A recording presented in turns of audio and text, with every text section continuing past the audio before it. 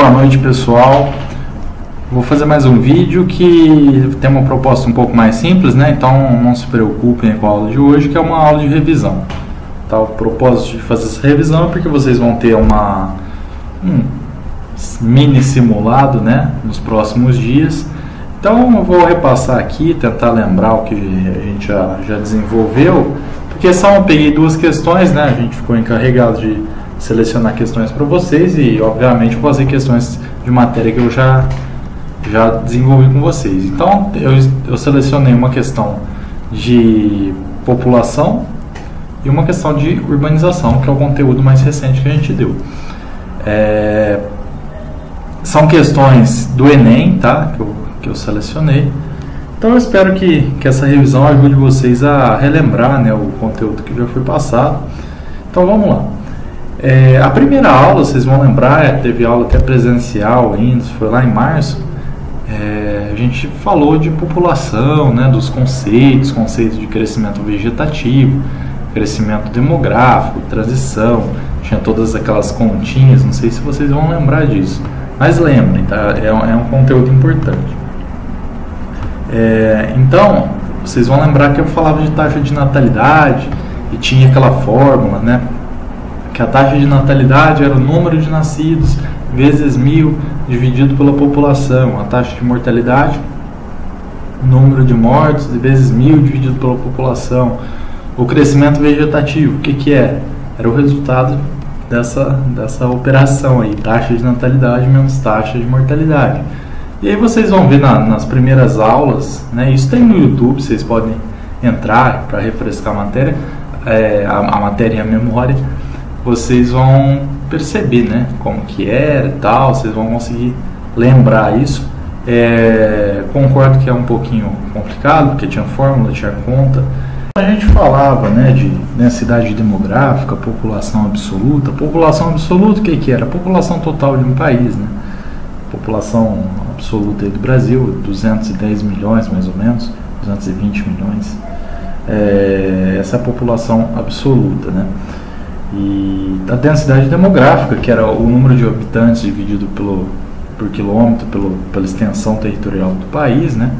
E aí vocês vão lembrar que eu falei das escalas, dá para fazer essa densidade demográfica para o bairro de vocês também, né? Pegar um número, quantos habitantes tem ali, quantas pessoas moram no bairro de vocês e dividir pela extensão do território. E você vai ter um número, né? Isso quer dizer se aquele território se ele é populoso ou povoado, né? Tinha diferença. Qual que era a diferença de povoado para populoso? Populoso é um país que tem um monte de gente. Por exemplo, o Brasil é um país populoso, 200 milhões, mais de 200 milhões de habitantes. É populoso? É populoso. Mas é povoado? Não, o Brasil não é um país povoado. Por quê? Porque quando você faz essa conta aí, você pega essa população brasileira e divide pela extensão do território, vai dar um índice baixo, se comparado a outros países, né? E vocês vão lembrar de um país que eu falei, do Bangladesh, lá na Ásia, que é um país bem pequenininho, mas tem uma população muito grande. Lá é um país populoso e povoado, né? Então vocês vão lembrar dessa conversa, né? Confio em vocês. Tinha as taxas que eu já disse, né? Estou acompanhando aqui o caderno daquele período. Depois eu falei também do crescimento, e tinha a tabela, né, do crescimento, da transição demográfica, como era a transição demográfica, que no começo, em um determinado país, você tinha uma taxa de natalidade muito alta, uma taxa de mortalidade também muito alta. Então você tinha um crescimento vegetativo baixo, né? Depois disso, com o passar do tempo, ia ter uma queda da mortalidade, porque a população migrava, né? Saía do campo, ia para a cidade, e aí a taxa de mortalidade caía. Caía por quê? Porque a população passava a ter acesso a serviço, a campanha de vacinação, uma diversidade de elementos que fazia com que a mortalidade diminuísse, né? Ia começar a morrer menos gente por conta de doenças, né? Mas a natalidade continuava alta, né? A natalidade ela demora mais para cair, né, do que a mortalidade. Então acho que esse é um conceito que merece até uma anotação no caderno de vocês. A taxa de mortalidade ela cai mais rápido do que a taxa de natalidade. Por quê? Porque os elementos que influenciam nessa queda são diferentes, são de outra natureza. Na taxa de mortalidade, uma campanha de vacinação, por exemplo, ela reduz na hora, naquele momento, né, naqueles anos ali, né, a taxa de mortalidade. Vai morrer menos gente, por quê? Tem mais gente vacinada de qualquer doença, tá? Estou dando um exemplo. A taxa de natalidade depende de outras coisas, né? Depende de informação, depende de condições de educação, de saúde também. Porque as pessoas passaram a ter menos filhos, mas passaram a ter menos filhos por quê? Porque tiveram acesso à informação, a métodos contraceptivos, e isso é um processo mais demorado.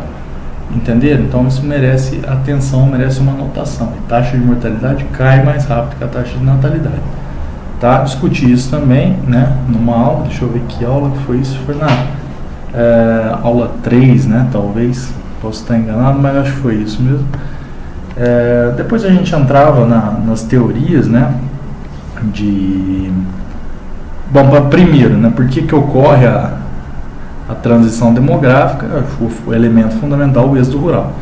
A população sai do campo e vai para a cidade. Isso na aula de urbanização, né, conectando, a gente percebe. Por quê? Porque é na cidade que as pessoas encontram serviços, né? A cidade tem uma função de centralidade, mas já falo disso. Depois a gente falava das teorias, né, envolvendo as teorias populacionais, né? Tinha a teoria malthusiana, malthusiana, reformista, e algumas variaçõezinhas que tinham, né? Então a teoria malthusiana era o quê? Média geométrica, e o alimento, a produção de alimento cresce em média aritmética, né? E isso depois foi desmentido, né? Foi desmentido porque a tecnologia conseguiu fazer com que a produção de alimentos tivesse um aumento muito grande, né? Maior que a da população. Então tem uma capacidade, hoje no mundo a gente tem uma capacidade de alimentar a população. Só que aí vamos ter outras problemáticas, né? Mas a teoria malthusiana era isso. A população vai crescer muito mais rápido do que a produção de alimento. Essa a malthusiana, tá? Merece anotação também. Depois a neomalthusiana vai falar outra coisa. A teoria neomalthusiana vai falar que a explosão demográfica vai gerar uma série de gasto público com a população, e isso vai levar ao empobrecimento da nação. Ou seja, você tem muita gente num país, quanto mais gente, maior é o número que você vai ter que dividir as riquezas desse país, né? A teoria falava sobre isso e colocava como solução o controle de natalidade, que era uma forma de contenção de pobreza. Essa é a teoria neomalthusiana, tá? Isso tinha também variações na questão ambiental, que vai falar que quanto mais gente no mundo, mais o meio ambiente vai ser degradado, né? E aí tinha uma série de medidas, inclusive o aborto, a liberação do aborto era uma medida pregada aí pelos neomalthusianos, esterilização em massa, o que aconteceu, vocês vão lembrar que foi uma ação no Peru, né, aconteceu isso, uma população indígena, isso foi o que a gente conhece, né, mas você tem essa bola levantada em diversos momentos políticos, né, em diversos países. São todas medidas neomalthusianas. Então, essa leitura da teoria neomalthusiana, ela é importante para que a gente saiba ler o mundo político, né? Quando a gente está falando de aborto, quando a gente está falando desses controles de população, de pobreza, a gente está falando também de teorias populacionais. E aí a gente tinha, por último, uma outra teoria que era reformista, que fala que o aumento da população é a consequência do subdesenvolvimento, ou seja, a população é pobre, e aí ela sendo pobre ela não vai ter acesso à saúde, à educação, e aí a população vai aumentar, e ela não tem acesso a informações, não tem acesso à saúde, e aí a medida para resolver o problema seria a melhoria das condições de vida dessa população. Essa é a teoria reformista ou marxista, tá? Bom, depois, se pegar aqui meu roteiro, depois dessa aula a gente falava sobre o aborto, né? Vocês vão lembrar das pesquisas, né? Os artigos que eu peguei, mostrei para vocês, né? Como que o aborto estava ligado a essas teorias populacionais, né? E é na aula 4, tá? Vocês podem pegar lá e visualizar, né? Como que o aborto transcendia todas as questões sociais, né? Estava localizado em diversas configurações de família, só que o aborto tinha a maior morte de mulheres, era de mulheres pobres, negras. Isso tudo estava nos artigos que eu passei para você, tá bom? E aí tem uma série de discussão, né, ao redor do aborto. Citei uma pesquisadora lá da UNB que falava sobre o tema, bem interessante, tem uma palestra dela no YouTube. Vocês vão lembrar disso, é um tema importante, tá? É importante tanto para nós como pessoas, né, como também pode ser um tema de redação, vai transcender com certeza, não vai cair só na geografia, mas pode ter texto ali de português falando sobre isso, texto de história, porque envolve muitas áreas, né, feminismo também, tá tudo ligado aí ao tema do aborto. Depois, na aula seguinte, a gente falava de composição étnica racial do Brasil, né, as diferenças de conceito. Vocês enxergam que tudo isso está ligado à população, né, à geografia da população, né, está tudo conectado. E aí a gente fazia, né, num primeiro momento um levantamento, né, da distribuição espacial da população brasileira segundo cor e raça, isso segundo os dados do IBGE, né, que o IBGE usa esses termos, que os termos a gente depois ia discutir na aula seguinte.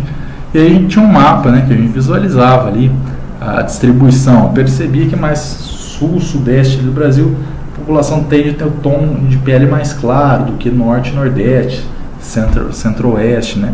E a gente levava em consideração também a questão da imigração, né, no Brasil, a chegada de muita gente da Europa, de muita gente da Ásia, nessas partes aí do centro-sul, que eram polos econômicos, né, na história, a gente tem esse levantamento, né, eram polos econômicos, polos de atração de população, né, naquela época, trabalhar no café e em diversos outros setores ali da agricultura. Por consequência, a população se embranqueceu. Existem diversas discussões sobre isso, inclusive pelo embranquecimento, né, tentativas políticas de embranquecimento da população brasileira. Tem indícios muito evidentes dessa tentativa, era uma tentativa política mesmo, né, tem documentos falando sobre isso. Isso resultou o quê? Nesse mapa que está aí, né? Então, teve uma tentativa de embranquecimento da população brasileira no começo do século XX. E, bom, nessa primeira aula eu analisei mais, né, a gente pôs ali os mapas mais para a gente ter um panorama, né, de como que é a população brasileira, segundo a cor, né. E aí depois na aula seguinte surgiu uma discussão mais conceitual, né, de raça e etnia, as diferenças. Aí eu citava um autor, né, um pesquisador da USP que entrava no mérito da discussão, uma discussão bem interessante. Disponibilizei o artigo para vocês, tá? Então, basicamente, ele falava, olha, o termo raça realmente é um termo defasado, foi um termo que estava ligado à botânica, né? E aí, esse termo foi associado à população humana e depois isso veio carregado de uma carga de classismo, né? De separar, de hierarquizar. E isso foi a origem ali da separação, de que uma raça é melhor que a outra, né? Isso a gente está falando ali do começo do século XIX, né? 1800 e pouco. E aí ele vai falar, olha, embora muitos pesquisadores não queiram utilizar o termo raça, também utilizar em troca, para trocar o termo, usar etnia, também não é correto. Por quê? Porque a etnia engloba outras questões, né? A etnia está ligada a fatores culturais, linguísticos, que abrangem outras áreas, né? Que não só a raça, não só a cor da pele, não só o fenótipo, né? E aí ele vai falar que tem pesquisadores que falam que é importante sim utilizar o termo raça, porque só assim você vai entender o racismo, né? E aí ele abria a discussão para o racismo, né? Por quê? Porque como que você vai falar sobre racismo se não falar de raça? Né? Tinha essa discussão conceitual. É uma discussão importante, tá, pessoal? Também é um tema que vai transcender a geografia, que vai cair em geografia, mas pode cair em outras áreas. Pode cair em história, ciências sociais, pode cair em português e pode ser tema de redação. Depois, a gente falava sobre urbanização brasileira, foi uma aula mais complexa, falava de centralidade, função da cidade, formação da cidade. Acho que na questão da urbanização seria importante a gente sempre ter em mente que a cidade é um centro, né? Entender a centralidade. O que acontece na cidade, nos centros urbanos? As trocas, né? A cidade ela tem uma relação com o capitalismo. Vocês vão lembrar isso mais fácil porque foram as últimas aulas. Então a cidade se forma, são centros de troca. Essas trocas vão ocorrer, a cidade vai se expandir porque nesse centro você encontra serviço, né? Serviços de saúde, de educação, de informática, de qualquer tipo de serviço você vai encontrar onde? No campo ou na cidade? Na cidade. Então é ali que vai ter gente, né? As pessoas vão se concentrarem ali para buscar oportunidades, seja de trabalho, seja em outros quesitos, né? Então era um aspecto importante entender a centralidade e a partir disso entender a relação centro e periferia. Por que dentro da cidade tem um centro e tem as periferias, né? E vocês vão lembrar que nas cidades existem vários centros, né? E vão existir várias periferias, né? Por que no centro está concentrado uma série de serviços que você não encontra na periferia? Qual que é a relação disso, né? Qual que é a relação do capital com isso? O capital ele só se reproduz onde? Nos centros. O capital vai se reproduzir ali. Se eu tenho muito dinheiro, se eu tenho um supermercado grande, eu vou me instalar aonde? Nos centros, né? Porque os centros vão ter serviços essenciais à concentração de capital. Nas últimas aulas eu falei bastante disso, voltem lá, tem textos, tá, que eu indiquei e que eu disse, olha, me procurem, caso vocês se interessarem, eu tenho esses textos, eu passo para vocês, tá? Acho que é isso, tentei fazer uma revisão breve aqui, vou encerrar um módulo porque as próximas aulas vão ser de geografia física, da parte de geografia física. Para quem gosta vai ser bem legal, tá certo? Um abraço, espero que todos estejam bem e boa prova!